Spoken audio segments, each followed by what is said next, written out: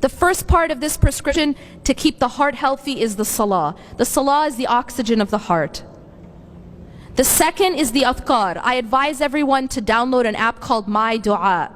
MYDUAA, double A at the end. It's a collection of supplications. And the Sheikh touched upon some of these supplications in his talk. Morning supplications, evening supplications, supplications before you sleep. Every kind of supplication. But at least do your morning, evening, and before you sleep. It's all in the app.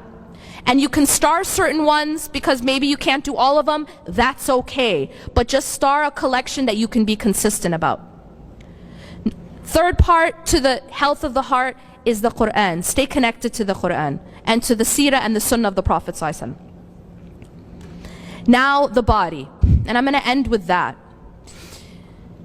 What you do has a very profound effect on your happiness and your mind and your heart. They did some research recently, like in psychology, there's a lot of research about happiness. There's a lot of research about increasing your well-being and living a meaningful life. They call it flourishing.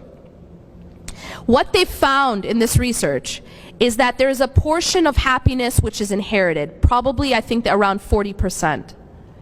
So that's your parents you have to thank for that. But then there's another portion of happiness. About 10% is having safety and basic needs met.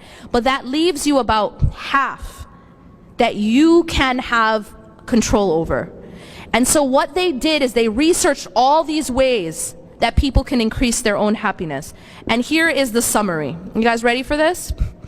It's very interesting. They find that this culture that we have of indulge yourself, right? Live it up, it doesn't make people happier.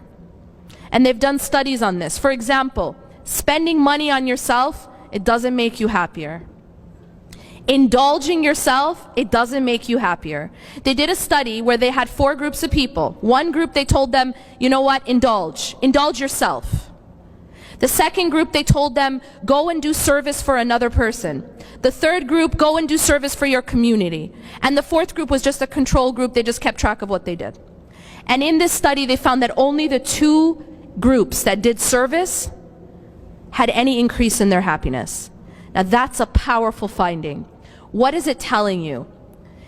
You know, they tell you money doesn't buy happiness, right? This is a test. It's actually not true.